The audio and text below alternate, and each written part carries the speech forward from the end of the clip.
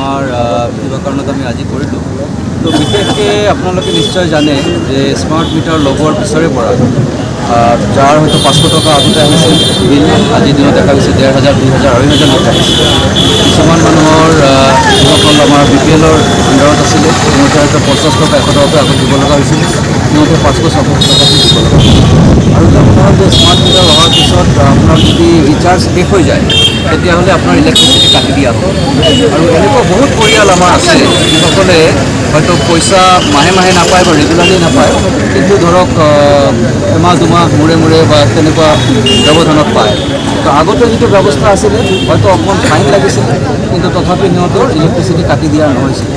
আজিৰ দিনত যিটো অৱস্থা, বহুত আমাৰ এনেকুৱা মানুহ আছে হয়তো ইলেক্ট্ৰিচিটি একেবাৰে সিহঁতে ইউজ কৰিব নোৱাৰা হৈ যাব। গতিকে আমি ইয়াৰ বিৰুদ্ধে আন্দোলন কৰি আছোঁ গোটেই অসমতে।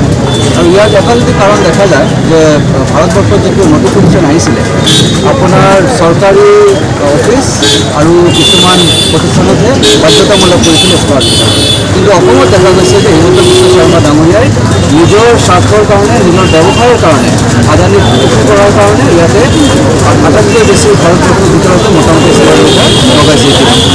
তো এয়া ধিক্কাৰৰ যোগ্য, আৰু তেখেতে নিশ্চয় গম পায় যে ইয়াৰ জৰিয়তে মানুহৰ কিমান কষ্ট হ'ব, কিন্তু তথাপি তেখেত দেখা গৈছে ৰাইজৰ কাৰণে তেখেতৰ কোনো গ্ৰুপ টেণ্ট নাই।